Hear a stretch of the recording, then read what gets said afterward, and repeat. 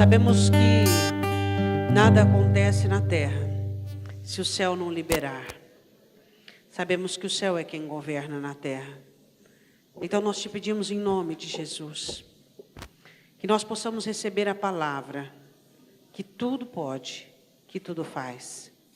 A palavra que não volta vazia, mas trabalha para o propósito do teu coração, meu Senhor. Eis-nos aqui. Nós te pedimos que o Senhor venha falar conosco, que o Senhor venha nos dar o alimento que precisamos, Deus, para vencer o mundo, a carne e o diabo. Então nós te pedimos em nome de Jesus, que o poder da tua palavra essa que criou todas as coisas, venha fazer criar então o nosso milagre. Em nome de Jesus. Amém. Gostaria que você abrisse comigo a sua Bíblia em Salmos 4. Salmos 4, versículo de número 1. Salmos 4, versículo 1.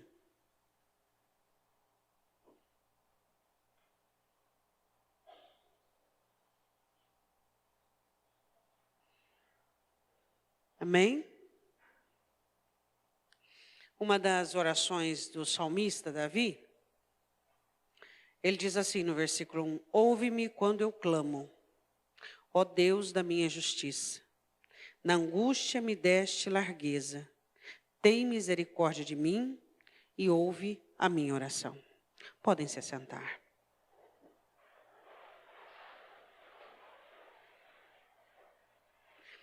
Davi foi um homem que fez da oração não apenas um meio de combustão para garantir as suas vitórias e o seu êxito, não apenas uma maneira de falar com Deus e de expor toda a sua situação, mas Davi usou a oração para salvar-se a si mesmo. Por diversas vezes, ele usava termos e palavras e considerações das quais ele se corrigia, se redarguia, se ajudava, se exortava. Então, ele fazia da oração um meio salvífico para ele e para a própria vida. A oração é um dos recursos que nós temos, eu e você temos, que é um dos recursos mais poderosos que existe, porque a única maneira de eu falar com Deus é orando. Deus nos deixou a graça de orarmos e o acesso diante de Cristo, para que nós pudéssemos falar com Deus em nome do Senhor Jesus, e então expor e colocar diante do Senhor a nossa vida e as nossas situações. Muitas vezes, Satanás tem trabalhado de uma maneira muito ardilosa para tirar do povo de Deus a argumentação. Conhecemos na Escritura pessoas que aprenderam a prática da oração e por meio dessa prática de oração conseguiram um êxito muito rápido e muito absoluto em sua jornada. Ou seja, quanto mais nós oramos e com qualidade e com características reconhecidas da parte de Deus, mais vamos ter facilidade na vida em que nós vivemos.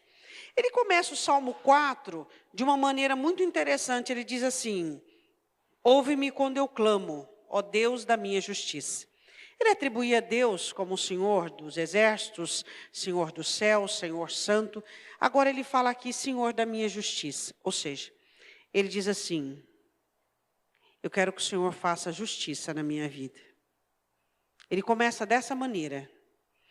Para um crente começar uma oração dessa maneira, é óbvio que ele não está num período de omissão. Ele não tem características de omissão.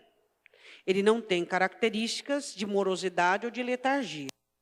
Para um crente, invocar Deus e dizer, Senhor, me ouve. E ele diz bem assim, ó Deus da minha justiça. Ou seja, aquele que está do meu lado para fazer valer a minha verdade, para fazer valer a verdade que eu vivo. Uma pessoa que começa a oração assim, obviamente, não está com jogos, não está com situações de engano, não está com situações mal resolvidas, não está com situações onde a verdade não tem dominado. E ele diz uma frase que é muito interessante nessa noite, nós vamos basear nessa frase a nossa meditação. Ele diz uma frase agora próxima, diz: ó Deus, ouve-me, Deus da minha justiça, que, continua lendo o versículo. Na angústia me deste. Davi passava por situações difíceis, escreve o Salmo 3 da perseguição do filho. E ele começa o Salmo falando sobre Deus, da sua justiça. E ele fala sobre algo que Deus havia feito na vida dele, que é a largueza no meio da angústia. Você sabe o que significa isso? Você sabe o que significa ser livre em meio a uma situação fechada? Você sabe o que é você conseguir acreditar, mesmo tudo ruindo ao seu redor? Você sabe o que é você conseguir ter atitudes, ter ótica, ter visão, você sentir o empoderamento da palavra dentro de você, em situações ruins e defiantes? Isso é largueza. Largueza é a liberdade que eu e você sentimos em situações apertadas. O que acaba conosco não são as situações apertadas. O que acaba conosco é aquilo que Paulo escreve aos Coríntios. Ó Corinto, vocês não estão estreitados em mim, vocês estão estreitados nos próprios afetos. Dilatai-vos. O que acaba com a nossa vida não são as situações, mas o estreitamento, a pobreza, a miséria, a falta de fé, a falta de alegria, a falta de ânimo, a falta de noção, de visão, de ótica. Isso acaba conosco. O que nos destrói na situação difícil não são as situações. Olha para a Escritura. Quantas pessoas passaram por situações terríveis? Fornalhas de fogo, corvas de leões, que mais? Escravo, injustiça, tentativas de morte. Quantas pessoas perseguidas, porque o que acaba conosco não são as situações em si, mas como nós correspondemos àquela situação. O que acontece conosco diante daquilo que vivemos, isso nos destrói. Isso sim acaba conosco. A questão é, qual tipo de resposta que eu e você temos para aquilo que nós enfrentamos? Qual é o tipo de resposta que nós temos para aquilo que a vida nos oferece? Ou seja, será que as circunstâncias têm podido estreitar você? Será que as circunstâncias têm podido fazer com que você fique fechado e apertado? E uma das benevolências do Calvário, Jesus diz: eu sou a porta, e quem entrar por mim entrará, sairá e encontrará pastagem. Ele fala sobre liberdade, sobre livre acesso. E hoje você tem visto os crentes de que maneira? Fechados, totalmente tolhidos, com suas visões encurtadas, com sua ótica limitada, com suas aspirações totalmente disciplinadas dentro de um contexto medíocre e comum. Você olha para as pessoas e as vê amoldadas àquilo que elas estão vendo. E nós somos protestantes. E se você quer protestar por alguma coisa, você tem que protestar por esses espíritos que têm domesticado os crentes sobre a miséria, sobre o nada, sobre essa aceitação que os crentes têm vivido e têm ganhado forma de miseráveis, têm ganhado forma de medíocres. E o que sai dos lábios deles são fazer o quê? É a vida, é o problema. Fazer o quê? Como assim fazer o quê? Se você não pode dar uma guinada na sua vida, quem pode? Diz para mim. Se você não pode fazer algo por você, quem que vai poder? Eu? Hein? Se você se amoldar à sua circunstância de tal maneira, onde você adequa a miséria, deixa eu arrumar um cantinho para a miséria, deixa eu arrumar um cantinho para a frustração, deixa eu arrumar um outro cantinho para a incredulidade, deixa eu arrumar um outro cantinho para a tristeza. Peraí. O salmista ele começa dizendo assim: ó Deus da minha justiça. Eu estou querendo viver uma justiça na minha vida. E qual é a justiça para a sua vida hoje? Você sabe qual é? Você sabe qual é a justiça para a sua vida hoje? Não estou falando de ação judicial, não estou falando nada disso. Ele não estava falando disso. Ele estava vendo: eu quero viver aquilo que o Senhor determinou que eu viva. Isso é justiça. Isso é justiça.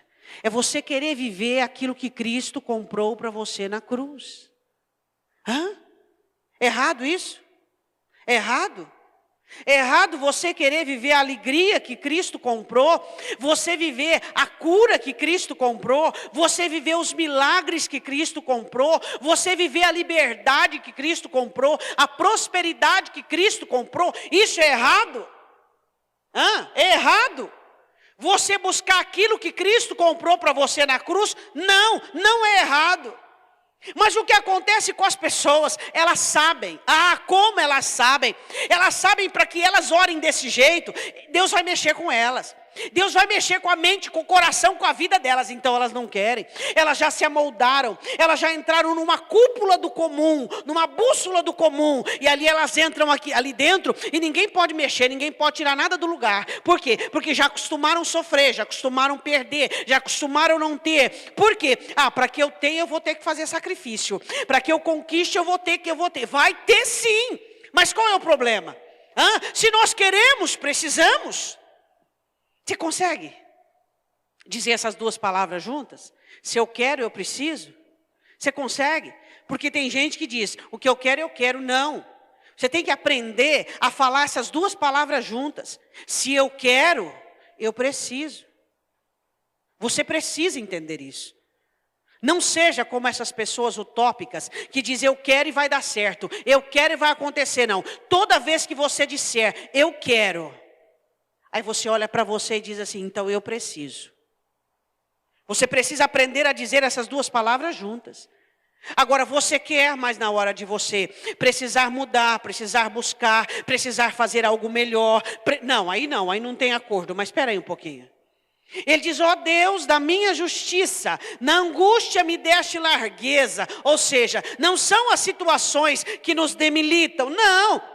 Somos nós em nós mesmos que aceitamos toda aquela delimitação de Satanás. Você vai ser feliz até aqui, você vai viver bem até dessa maneira. Não aceito isso, diga, eu não aceito isso. Você é livre. Você é protestante, amém? Proteste contra o cativeiro. Protesta contra essa domesticação de Satanás sobre a sua vida. Protesta contra o domínio de Satanás, ele ter feito a sua cabeça, ter feito o seu coração e dito para você, é assim mesmo, fazer o que não tem jeito e vai desse jeito mesmo. Na angústia me deste largueza, ou seja, o sofrimento pode estar ao redor, mas dentro de mim eu sou livre. E ele conta alguns segredos para que chegue a isso. Você quer conhecer o segredo? A gente conhece tanto, fala a verdade. A gente conhece muitas coisas, não é verdade? Nós temos uma mente, mas a questão não é nós ouvirmos, a questão é nós praticarmos os conselhos que ele vai dar. Ele vai dar alguns conselhos para você ter largueza na hora da angústia. E parece que são conselhos facílimos. Só que na hora da prática você vai perceber quais são os empecilhos de você praticar os conselhos que o salmista Davi dá. Ele diz assim, ele termina o versículo e diz, tem misericórdia de mim e ouve a minha oração. Ele sabe que só a misericórdia de Deus é que vai fazer a vida dele mudar. Primeiro conselho, versículo 2. Filho dos homens, até quando convertereis a minha glória em infâmia? Davi havia sido ungido por Deus, havia sido abençoado, escolhido e eleito e colocado no governo. Essa era a glória de Davi. Ele ter sido eleito a ser rei. E as pessoas, elas diziam por detrás, diziam atrás dos bastidores, um pastorzinho, alguém sem nenhuma descendência, alguém sem nenhuma importância. Você sabe que o pai de Saul era rico, né? E Saul era o homem mais bonito da terra, naquele momento. Então quando Saul foi governo, todo mundo, não é verdade? Davi não. Pequeno, não era nem militar, não estava no pastor de ovelha, o pai pobre. Então a primeira coisa que Davi diz é o seguinte, até quando vocês vão transformar a minha glória em infâmia? Até quando vocês vão ficar falando pelas minhas costas? Até quando vocês vão duvidar do que Deus fez por mim? E aqui eu falo o primeiro segredo para ter largueza. E eu falo o seguinte, se você é uma pessoa que defende o que Deus fez na sua vida? Fazer o quê? É o gosto de Deus. Fazer o quê? Você defende o que Deus fez na sua vida? Deus te quis. Deus te ama. Deus te deu. Deus te cercou. Deus te levantou. Deus te abençoou. Quantas vezes crentes abençoados por Deus, cercados pela benevolência, escancarado, esfregado, ó, eu amo você todos os dias, eu amo você, eu te escolhi. E eles permitem que pessoas ou que o inferno venha trazer dúvidas sobre isso. E aí? Até quando transformarás minha glória em infâmia? Qual era a glória de Davi? Deus me escolheu. Eu vou fazer o quê? Tinha N pastores, tinha mais 7 irmãos meus, mas ele me quis, o menor, o pequeno, o insignificante. Qual é o problema? Aí quando Satanás se levanta contra você, ele vai levantar o quê? Ele vai levantar o seu complexo, dizendo assim, eu acho que, não sei, será que foi Deus mesmo que te deu? Será que foi Deus mesmo? Será, na hora da angústia, o que Satanás vai fazer? Olha, agora você perece. Olha, você não está vendo? Nem teu pai, nem tua mãe. Você vê ser rejeitado desde o ventre. Olha só, nada deu certo para você. Primeira situação, para que você tenha largueza na angústia, você tem que saber que Deus ama você e ponto. E Deus quis você e ponto. E Deus é bom para você e ponto. Você tem que ter certeza disso. Deus é bom para mim. Deus me ama. Ele me levantou. Ele me elegeu. E eu vou fazer o quê se as coisas para mim são fáceis? O que você vai fazer? Você vai fazer o quê se a sua vida é boa? Você vai fazer o quê se a alegria para você é uma coisa? Se a paz para você, se a segurança para você, se as coisas dão certo para você, você vai fazer o quê? Você vai viver culpado? Você vai viver... Até quando vocês vão transformar a minha glória em infâmia? Até quando vocês vão tentar macular aquilo que Deus fez por mim? Deus me escolheu. E Satanás faz isso. Ele tenta trazer dúvidas sobre a sua mente, trazer dúvidas sobre o seu coração. Deus ama você, e Deus é bom para você, e Deus te elegeu, e Deus cuida de você, e Deus vela pela sua vida e ponto. E você tem que ter certeza disso aqui dentro. Você não precisa que ninguém ligue para você e diga que Deus está contigo. Você não precisa que ninguém mande recado, porque o próprio Deus tem falado com você. Ele tem mostrado dia após dia que Deus é com você. Essa é a primeira característica de você ter largueza na angústia. Você saber. Você e Deus. Vocês são uma dupla perfeita. Vai dar certo por quê? Porque você e Deus, é você e Deus, é você e Deus, são vocês dois. Davi ficava indignado, peraí, eu não tenho culpa que ele me escolheu, eu não tenho culpa que ele me ama, eu não tenho culpa. Um dia, se vocês quiserem falar com ele, falem sobre isso. Você tem essa segurança que te identifica como alguém amado por Deus?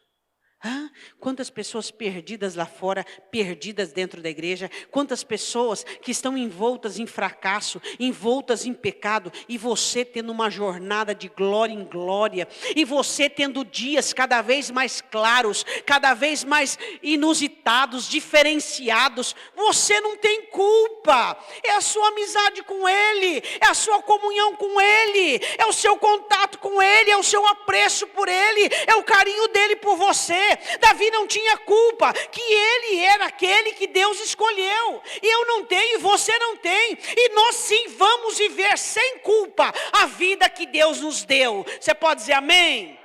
Agora tem a outra parte, você tem se permitido convencer. O que Satanás diz, você tem que ficar triste mesmo, porque você pegou carona no evangelho, você pegou carona no caminhão da eleição, você foi aquele resgatado e pegado pelo cangote.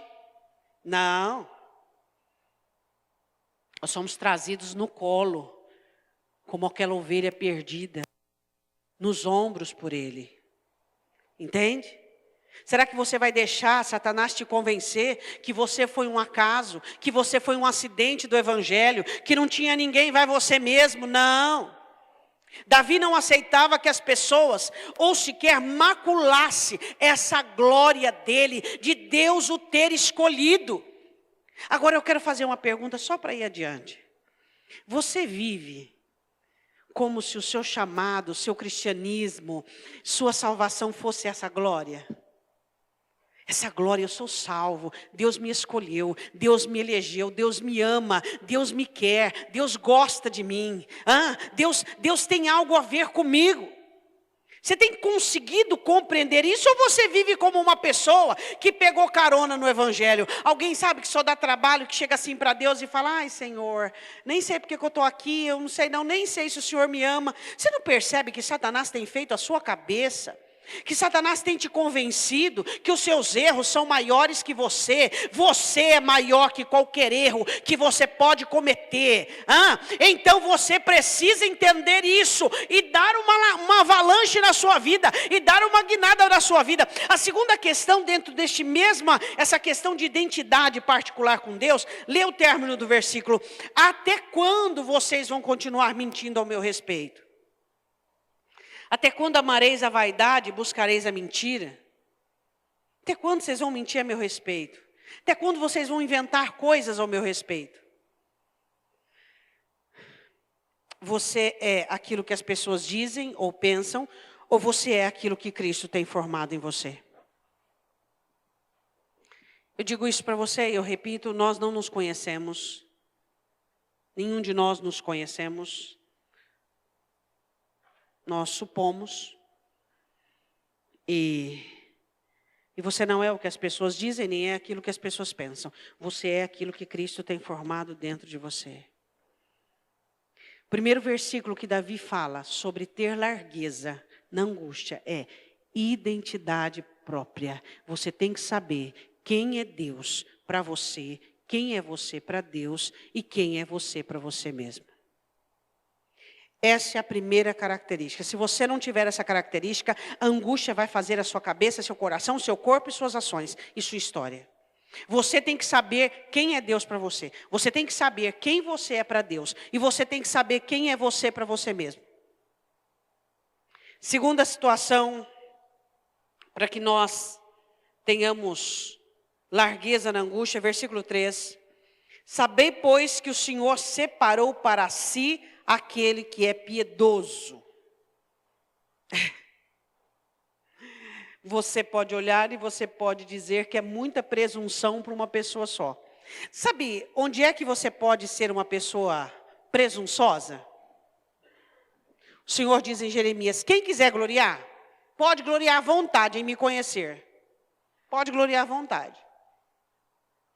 Davi diz assim: Deus me separou para ele. E eu sou uma pessoa piedosa. Eu sei obedecer. E eu sei fazer aquilo que Deus gosta e aquilo que Deus quer. Deus me separou para ele. A característica é você entender que não importa se você está numa fornalha, você é separado. Não importa se você está numa cova, você é separado. Não importa se você está no meio de uma tempestade, você é separado. Você não é uma pessoa comum. Não, existem anjos trabalhando por você, palavra trabalhando por você, tudo ao seu redor. Hoje o que acontece? A mente das pessoas não conseguem entender e compreender essa individualidade que Deus trata conosco. Você é especial, e isso não é artigo de soberba, nem de presunção, isso é artigo da verdade. Eu sou uma pessoa especial, você é uma pessoa especial, e eu não estou dizendo isso para que o seu ego levante, eu estou dizendo isso para que o Espírito Santo te convença que na angústia você pode ter liberdade de crer, de confiar, de acreditar e até de sair dela. Deus separa para ele aqueles que são piedosos, aqueles que sabem ser obedientes, aqueles que sabem ser humildes, aqueles que sabem aplicar a palavra. Davi disse: Deus separou eu para ele. Você pode dizer essa frase, que Deus te separou para ele? Você é de Deus. Por isso que você tem que ouvir Deus para as coisas darem certo. Por isso que você precisa saber, o salmista Davi dá alguns conselhos agora particulares, por isso que você tem que saber e entender que você é de Deus, e as coisas vão dar certo apenas quando você ouvir Deus, e apenas quando você seguir Deus. Quando você seguir por um outro caminho, ou tentar fazer de um outro jeito, as coisas não vão dar certo. Elas só vão dar certo se você ouvir Deus. Você é de Deus, você pertence a Deus, você é propriedade dele. Ninguém deu você de presente para Deus. Jesus comprou pelo sangue dele. Nós somos comprados pelo sangue, não somos de nós mesmos. O escritor em Jeremias escreve assim: porque não é do homem que caminha o seu caminho, 10:27. Nem cabe ao homem dirigir os seus passos. Você não é seu, você é de Deus. Então tudo aquilo que acontece com você, termina a frase, tem a ver diretamente com Deus. Tudo que acontece com você, Deus está alienado, tipo olhando de um trono maravilhoso, suntuoso, tipo assim, se vira? É isso que acontece?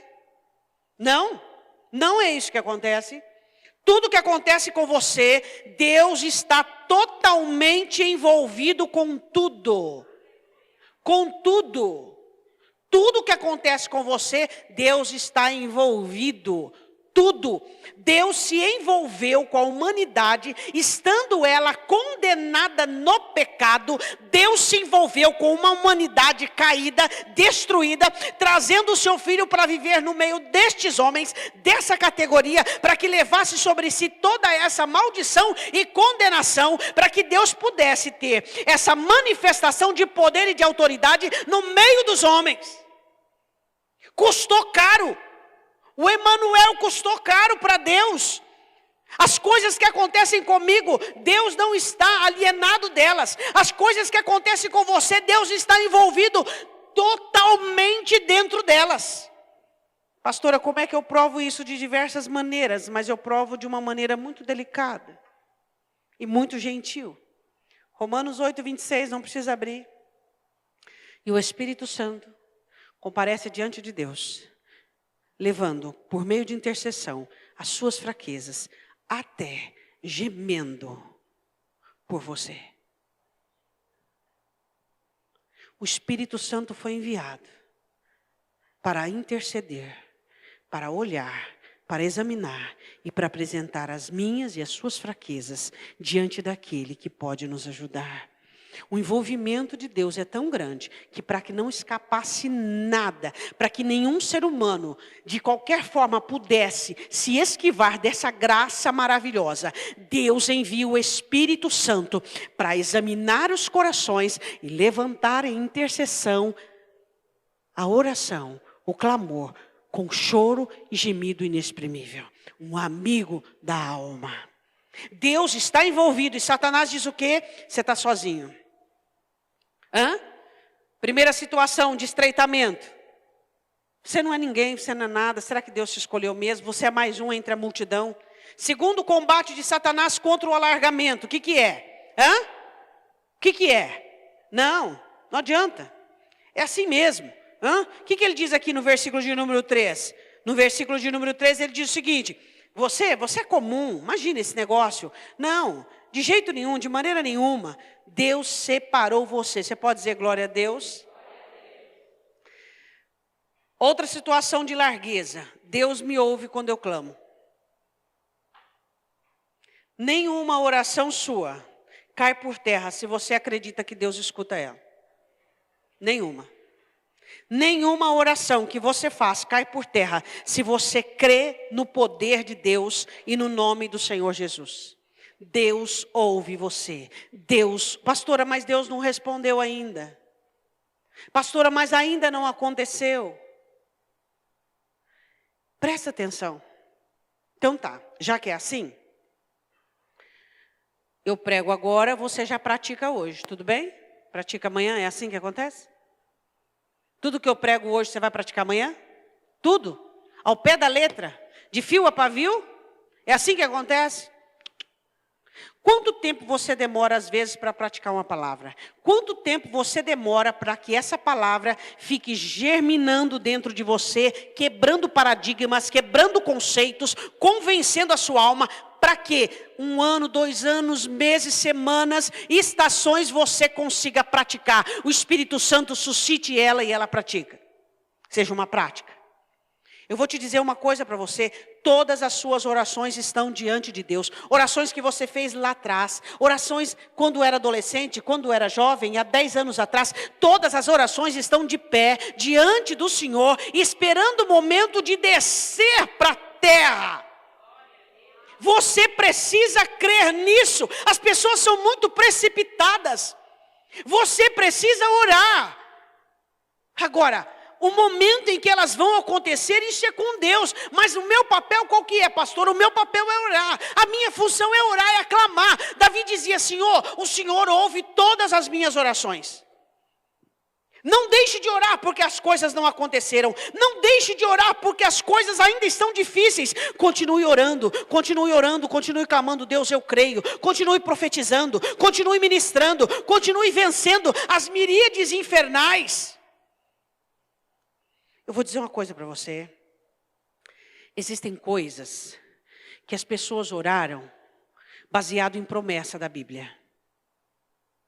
Existem coisas que as pessoas oraram sem ter promessa na Bíblia. Sem ter nenhuma promessa. Lembra de Daniel? Você lembra dele? Deus dá o sonho para ele. Era um sonho político e profético. E Daniel orou 21 dias. Daniel não tinha uma promessa da parte de Deus, a revelação. Deus deu o sonho. O que Daniel fez? Daniel se levanta e diz, Deus, eu quero saber isso. Deus, eu quero saber isso. Ele não tinha promessa. O anjo no sonho não falou para ele assim, ó, se você orar e eu vou te... Não, ele não tinha promessa nenhuma que Deus revelasse todos os sonhos. Não, sonhos que eram até apocalípticos, unidos ao Apocalipse. Ele não tinha promessa, mas o que ele fez? Ele foi orar. Ele orou 21 dias. E quando ele orou, houve uma miríade tentando impedir a revelação do sonho, que era política para Israel, era para a igreja, Apocalipse, para a igreja. E os demônios tentavam impedir. E Daniel orou e jejuou 21 dias para que tivesse a revelação. E Deus mostrou tudo para Daniel, mas Daniel não tinha uma promessa que Deus ia revelar para ele. Mas ele pediu, mas ele orou. Existem orações que fazemos respaldado na Escritura. Existem orações que, como Jesus diz, o céu é tomado à força. O céu é tomado à força. Você ora, você clama, você pede, você confia, você transforma nãos em sim, você transforma impossibilidades em possibilidades. Por quê? Porque você crê em Deus. Tem cristão que fica só naquele beabá, só naquele beabá, só naquele beabá, só naquele beabá. Vai pedir igual Jacó, pão para comer e cama para dormir. É o que você tem, que você vai ter. Agora faça igual Jabes. Deus, se tu alargares as minhas tendas e muitíssimo me abençoares, se o Senhor fizer, Deus deu. Deus deu mais para Jacó, pastora? Deu. Mas Jacó pediu só comida e cama e retorno. Só isso que ele pediu. Modesto. Sofreu, hein? Para ter tudo isso, hein? Ó, sofreu. Pastor, então o que eu devo pedir? Jacó errou? Não. Jacó pediu o segundo vaso. Pediu o segundo vaso. Jabes? Não, eu não. Eu não quero viver uma vida de dor, de sofrimento. Eu vou pedir e vou ter condições de alcançar. Quero que você vá comigo agora no versículo próximo. Versículo de número 4. Perturbai-vos e não pequeis. Esse é o próximo conselho dele. A Bíblia diz assim, irai-vos e não pequeis, copiando este versículo, fazendo uma cópia dele. Perturbai-vos e não pequeis. O que significa isso? Eu poderia explicar isso assim, ó, em 2 segundos. Tá bom. E aí? Tá bom. Tá ruim, mas tá bom. E aí? Tá bom. Deus proverá. Cabe o dia de amanhã o seu mal. Ainda usa versículo bíblico ainda.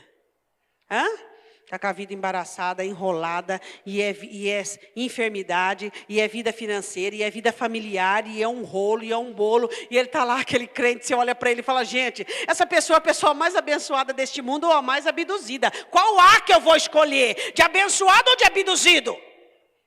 Tem gente que você olha dentro da igreja, ele está louvando. Não sou contra isso, não estou fazendo apologia contra louvar, não. Mas você olha para ele, no final do culto ele sorri, ele brinca. E você fala, gente, a vida desse irmão está tudo redondinho, está tudo certinho. E ele tem ânimo, vamos fazer aquilo litro, vamos. E vamos não sei na onde, vamos, e vamos. Você não vê esse irmão 1 hora jejuando, 1 hora aplicando a oração, 1 hora vigiando, você não vê nada. Você fala, gente, isso aí como é que faz? E aí? Existe aqueles também, né? Que está com a vida toda destruída e ficam revoltados, irados. O que a Bíblia diz? Perturbai-vos e não pecado. Está com a vida, paz. Estou mal, minha vida está assim, ó, de cabeça para baixo. Minha vida está uma coisa de doido. Não tem onde pegar, não tem o que salvar. Tem os morosos e tem os pecadores. Tem os 2 tipos. Mas o que é que você encontra no meio? Perturbai-vos e não pequeis, ou seja, vocês precisam aprender a ficar indignados. Vocês precisam olhar para a coisa e dizer assim, não é assim que Deus deixou, não é assim que Cristo comprou, não é assim que Deus quer, e eu não gosto do que Deus não gosta. Eu só gosto do que Deus gosta. Eu e Deus, Jesus disse que nós seríamos um. Eu e Jesus somos um. Se Jesus não gosta, eu não gosto. O casamento está lá de qualquer maneira. Fazer o quê, né? Mas eu estou indo na igreja, estou fazendo campanha, estou buscando Deus. Perturbai-vos. Perturba-se. Indigna-se com o quê? Contra Deus? Não, contra a sua própria vida. Você olha e diz, Deus está errado, Deus eu estou agindo errado, Deus dessa maneira está errado. Aí o crente diz assim, mas eu não sei por onde começar, eu não sei por onde pegar o fio da meada. E dura essa perturbação, 1 dia, 2 dias, 3 dias vai esfriando, 4 dias vai esfriando, 5º dia vai esfriando. Aí no 6º, no 7º diz assim, até que não está tão ruim assim. É assim. E você olha para eles parecem que têm uma vida plena do Evangelho. A vida deles é maravilhosa, é poderosa. Eles não têm combate, não são aguerridos. Não são pessoas que inspiram violência contra as trevas, contra o mal. Mas para reclamar, reclamam. E quando sofrem, só misericórdia para poder levantá-los. Porque não tem autoestima, não tem identidade. Perturba-se com a vida que você tem vivido, que ela está fora dos trilhos. Não é desse jeito, não é. Pronto, acabou, vou mudar, vou resolver. Você diz assim, pastor, eu não sei por onde começar. Jesus começou tudo. Jesus começou. É só você se unir a Jesus que vai dar certo. Só você perguntar para Jesus, Senhor, por onde eu começo? Por onde eu começo? Comece com uma mudança pequena. Comece por uma mudança pequena. E comece a consertar a sua vida. Olha para a sua vida, aquilo que está errado. Fique incomodado com isso, meu irmão. Fique incomodado com aquilo que não está certo. Busque mudança. Está errado, vai buscar mudança. Vai fazer alguma coisa. Você precisa aprender a se mexer. Você precisa aprender a se mexer. Essa mentalidade que o céu tem que fazer tudo, isso é a mentalidade de crente preguiçoso. Nós precisamos entender a nossa participação na nossa história. Ontem eu estava dizendo lá em um show, eu disse uma frase muito interessante. Eu disse assim, ou você escreve a sua história, ou alguém lê a sua história. Ou seja, você só escreve a sua história se você tirar daqui e reescrever. Agora, se você deixar a vida ditar, se você deixar o passado ditar, se você deixar a crise ditar, a sua história vai ser só lida, você nunca vai escrever. Aí eu disse uma coisa, quem sabe o seu anjo, você já está com 40, com 30, com 50, com 60, ainda está com a caneta assim, para escrever a primeira frase da sua vida. Pastora, mas já estou com 40, mas girou em torno de si mesmo. Já estou com 50, girou em torno de si mesmo, não tem história. Não consegue escrever, não consegue sair do lugar, não consegue ter jornada, não consegue ter definição. Até hoje ainda está com crise existencial. Até hoje não consegue desembaraçar um problema que já poderia. Não consegue tirar um vício. Por exemplo, eu tenho vício de deixar para depois. Eu tenho um vício sempre de chegar atrasado. Eu tenho um vício de sempre, pelo amor de Deus, não conseguiu tirar um vício de disciplina.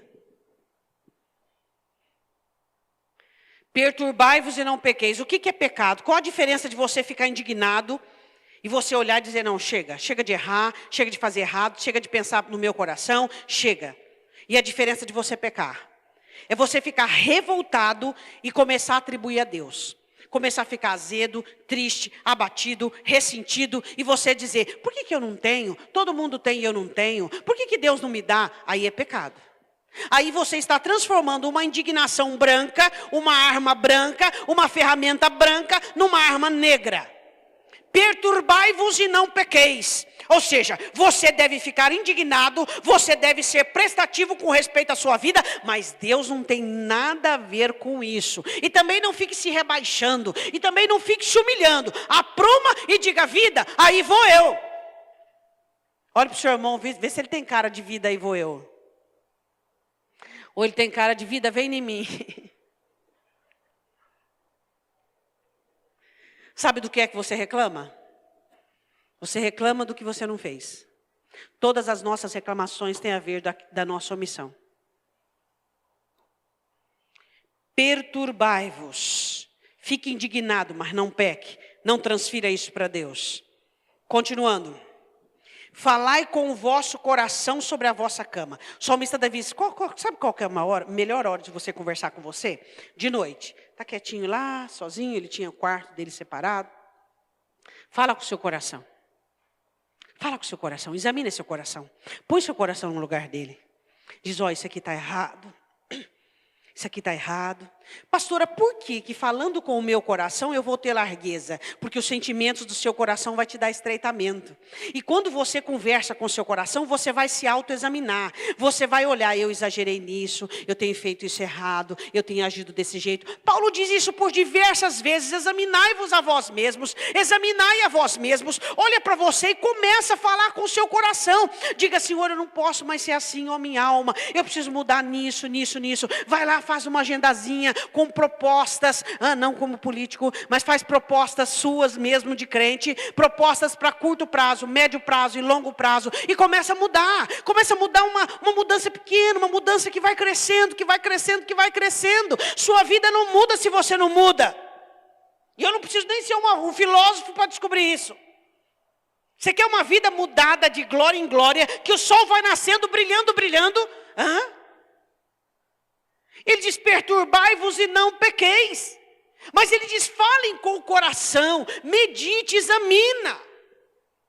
Amém? Você fala com o seu coração? Olha, analisa, observa. Aprender a fazer terapia, autoterapia. Análise.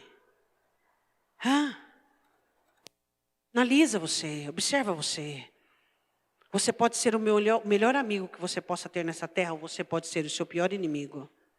Analisa. Para de abraçar você como se você fosse perfeito. Não. Comece a analisar. Diga, não, aqui eu estou errado, aqui eu estou exagerando, aqui eu estou cansado demais. Eu não quero dar chance porque eu estou cansado demais, mas se Deus pensasse assim comigo, eu estaria perdido. Eu preciso dar uma chance, eu preciso começar de novo. Existem coisas que você pode desistir com facilidade. As mulheres podem trocar um esmalte de uma hora para outra. Pode ou não pode?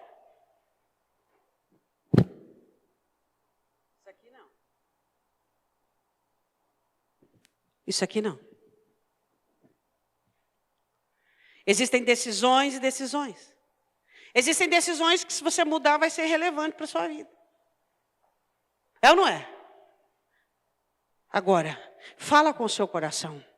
Ele diz assim, falai com o vosso coração sobre a vossa cama. E o quê? Não murmura, não reclama, não amaldiçoa, não fica falando de um problema. Que mania o crente tem que ficar tricotando sobre um problema. Problema se resolve. Você fala para a vida assim, vem com o problema que eu vou com a solução. Nós somos fontes de soluções. Somos ou não somos? Temos até fonte que salta para a vida eterna, que tem coisas da eternidade dentro de nós, que dirá soluções para os problemas dessa terra. Isso é largueza. O que eu posso fazer agora, nesse momento? Isso já fiz. As outras coisas é Deus e amanhã o eu que existir. Falai com o vosso coração, mas calai diante das pessoas, calai diante das adversidades, calai diante da circunstância. Não reclame, não fale, não resmungue, não murmure. Calai-vos.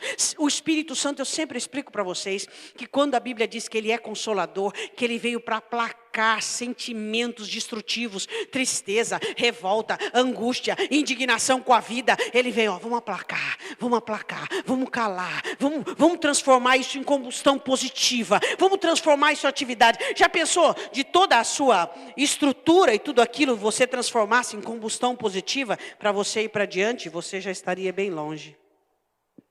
Para terminarmos, ele diz no versículo de número 5, ofereceis sacrifícios de justiça e confiar no Senhor. Ou seja, faça o que é certo no momento errado. Olhe para o seu irmão e diga isso. Eu gostaria de ter 1 hora para pregar só sobre isso. Por quê? Porque momentos errados os crentes gostam de fazer o que é errado. Eles gostam de acompanhar. Acompanha o fluxo, vamos atrás do fluxo. Porque não me amou, não vou me amar. Porque falou, eu vou falar. Porque fez, eu vou fazer. Crente é assim, é incrível. Imunidade zero. Imunidade zero.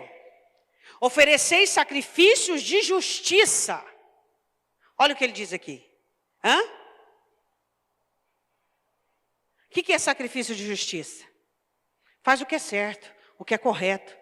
Quando aquela pessoa está errada, quando a situação está errada, mas você é certo, você é correto. Porque se você fizer o errado, está tudo no mesmo balaio. Você tem que fazer o certo, você serve a Deus. Oferecei a Deus, pastora, mas vai falar a verdade. Fazer o que é certo em situação errada é muito difícil. Por isso que não se chama de outra coisa senão sacrifício. Por isso, o que está escrito aí na sua Bíblia? Sacrifício do quê? É sacrifício de justiça. Se fosse fácil, não estava escrito sacrifício. Você fazer o que é certo no momento errado. Fazer o que é certo para a pessoa errada. Fazer o que é certo em situação errada. Mas não merece, mas não é digno. Não interessa, você faz o que é certo. Isso é ter largueza. Largueza. Você é dono dos seus atos. Você é dono do que você pensa. As pessoas não vão te corromper com os atos deles. As pessoas não vão te disciplinar, nem te domesticar, porque você tem a largueza na angústia. Isso é ter largueza na angústia. É você poder liberar de si o seu melhor, no pior que os outros te oferecem.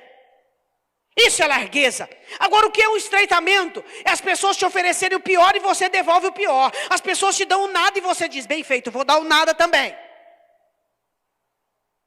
Ele diz, na angústia o Senhor me deu largueza. Perturbai-vos, mas não pequem. Fale com o coração. Calem-se. Versículo de número 6. Muitos dizem, quem nos mostrará o bem? Senhor, exalta sobre nós a luz do teu rosto. Muitos dizem, quem vai nos mostrar o bem? Isso não era uma conversa de Davi. Não faça das conversas alheias as suas conversações. Está difícil, está difícil, está difícil, está difícil, está difícil, está difícil, está difícil, está difícil. Todo mundo fala igual. Muitos dizem, quem vai nos mostrar o bem? Então Davi responde, Senhor, mostra para nós a luz do teu rosto, porque esse é o bem maior, a sua face. Se eu puder enxergar a sua face, se eu puder olhar nos seus olhos, esse é o bem que eu preciso para viver nessa terra. Aí ele termina, fechando com chave de ouro, dizendo assim, pusestes alegria no meu coração, mais do que no tempo em que se lhes multiplicaram o trigo e vinho. Deus, sabe quando eles estavam no período da colheita? Colhendo trigo e vinho, felizes da vida? Então, na hora da angústia, eu tive uma alegria maior que a deles. Sabe qual a maior herança que você tem? É você poder ter um coração onde Deus governa sobre ele, onde Deus comanda sobre ele, e que as pessoas precisam de fartura, de abundância, de prosperidade, as pessoas precisam que tudo dê certo, que tudo esteja redondinho, e você só precisa de Deus para ser feliz. Isso é a verdadeira riqueza. Ele diz, Senhor, tu pusestes alegria no meu coração, mais do que a alegria deles. Eles precisaram da colheita para se alegrar. Eles precisaram do vinho para se alegrar. E eu só preciso do Senhor. Por quê? Porque em paz eu me deito e me levanto e pego no sono e eu tenho segurança. Ele faz-nos entender isso.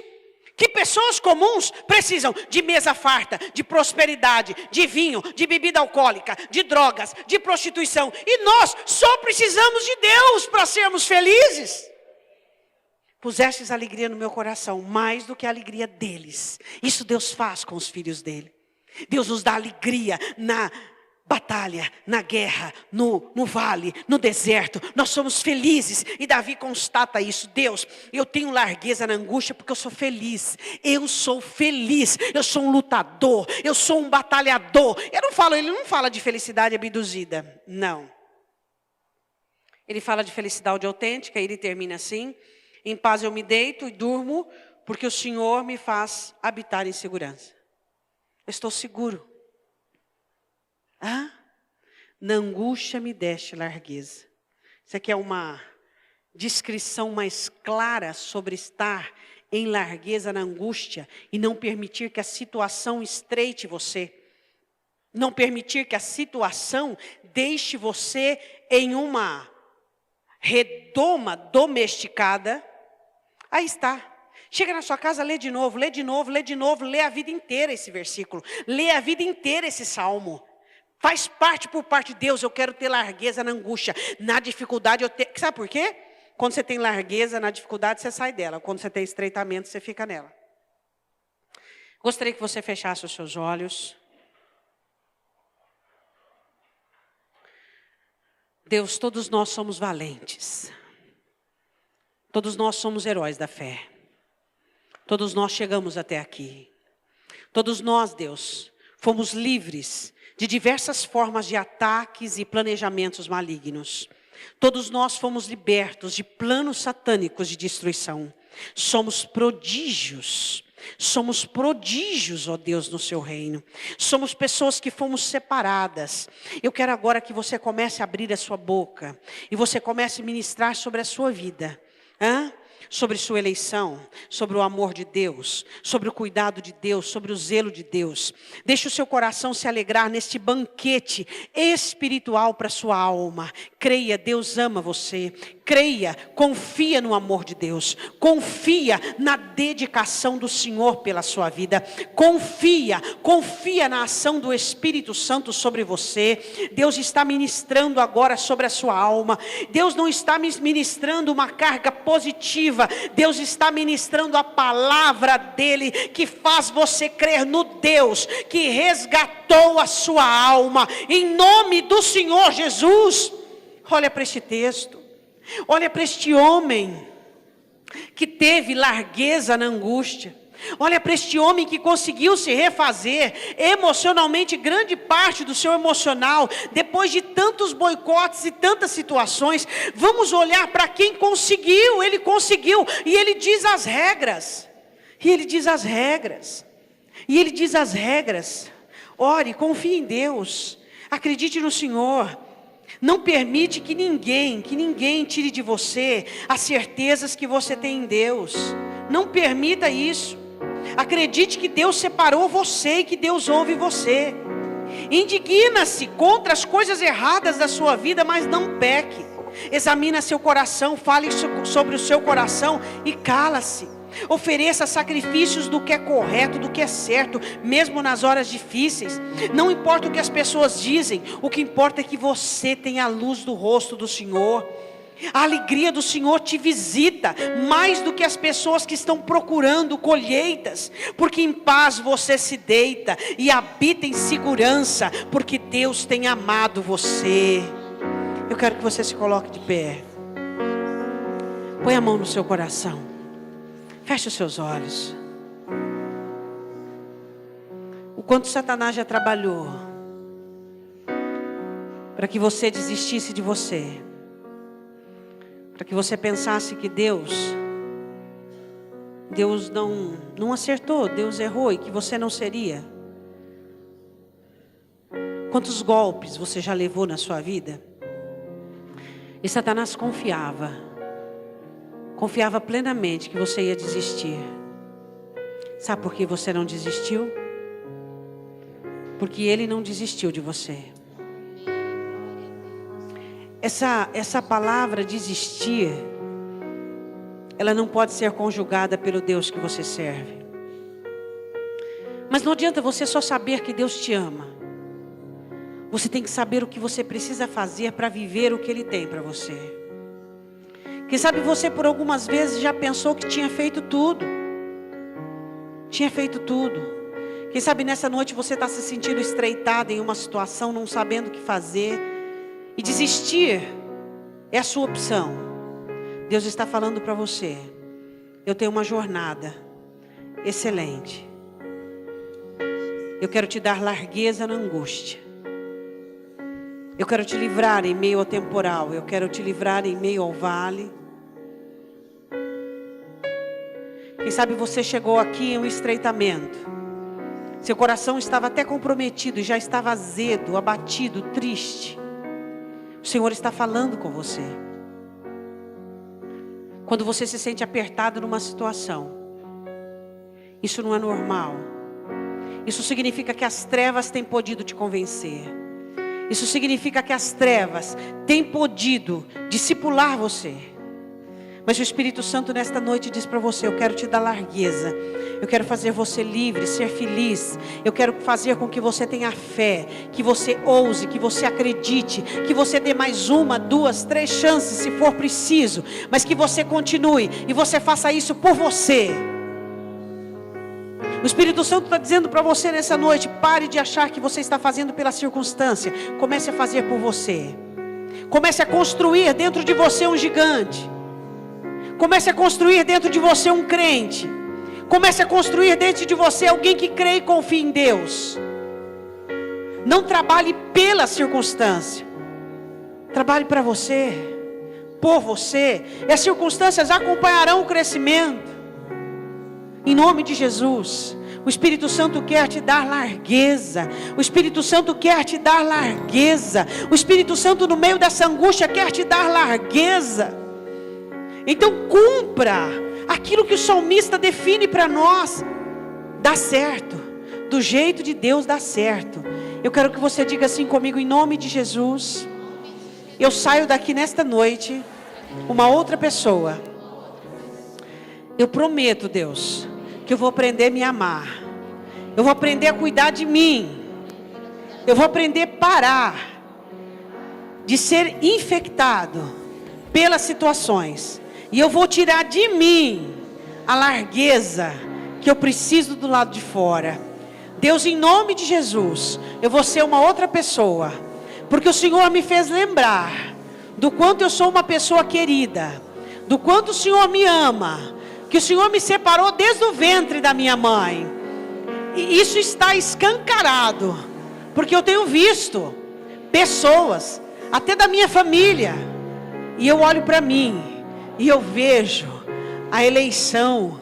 E eu vejo o chamado. E eu vejo o seu cuidado.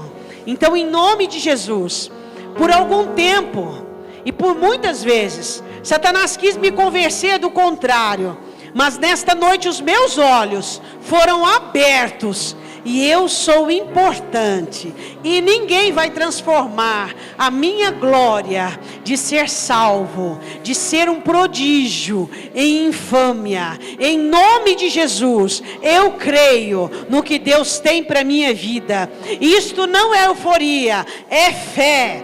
Eu creio, eu creio, eu creio. E eu repreendo toda ação de espíritos malignos tentando afundar a minha vida, tentando aprisionar a minha alma, customizar a minha alma. Em nome de Jesus, eu declaro agora liberdade. Minha alma seja livre para viver os propósitos de Deus. Em nome de Jesus, eu vou praticar a sua palavra e eu vou ter largueza em todas as circunstâncias. Em nome de Jesus, diga amém. Levante sua mão direita para o alto. Que o poder absoluto do Espírito Santo, seu amigo, seu paracleto, consolador, ajudador, faça uso dessa espada desembainhada e venha elevar a sua alma, venha levantar a sua vida, venha quebrar grilhões e cadeias e trazer à existência as coisas que ainda não existem, em nome de Jesus. Diga amém.